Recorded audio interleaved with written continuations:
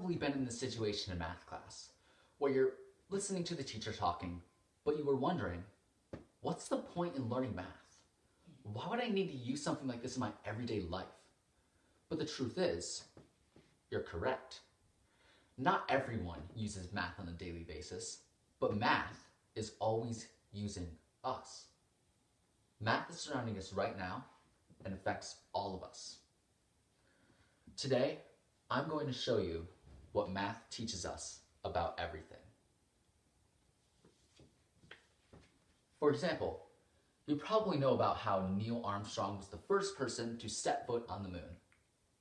But how did we know the best speed, direction, and position to launch the rocket to the moon? Well, according to NASA, the Saturn V, which is the rocket we use to go to the moon, was composed of 3 stages.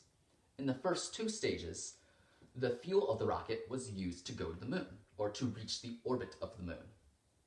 And so as you can see, it was very important to calculate when they reached the orbit of the moon, so they would know when to stop using their fuel. Every step in the process needed to be right in order for this to be successful. So even though math might seem useless to us in school, we couldn't have landed on any place outside of the solar system if math didn't teach us what the universe was like. Imagine if we just guessed how we launched the rocket and the damage that would have had on us as humans. It's a great thing we have math.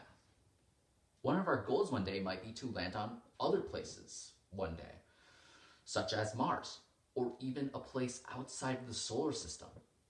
Could you imagine us as living things with the capability to visit worlds outside of our planet simply because math can teach us how to do these kind of things?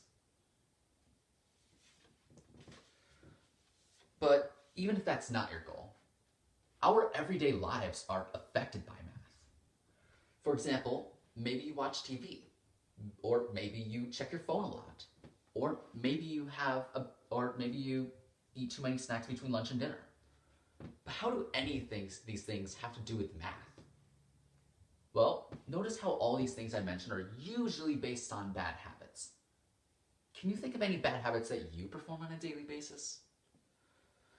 Here's the catch. How much of your day do you spend doing these bad habits? And so as you can see, math is teaching us that we should break out of these bad habits because we're spending too much of our time doing them. But even if that doesn't relate to you, you know what else we spend a lot of our time doing? We spend a lot of our time at work. In fact, we spend a large fraction of our lives at work. Don't believe me?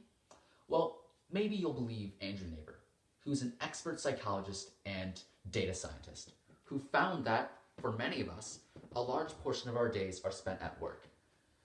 In fact, the average person will spend about 90,000 hours of their time at work over their lifetime, according to Gettysburg.edu. But maybe that number doesn't really seem very large to you. Maybe 90,000 hours doesn't seem really large to you because hours tend to go by quite quickly. But I could use math to figure out that 90,000 hours is over 10 years of our lives. And so it makes sense that the site also stated that it's safe to say your job can have a huge impact on the quality of your life. Think about it. If we didn't have the tools to mathematically calculate something like this, how would we know how much of our life is spent on things we don't enjoy or don't work towards?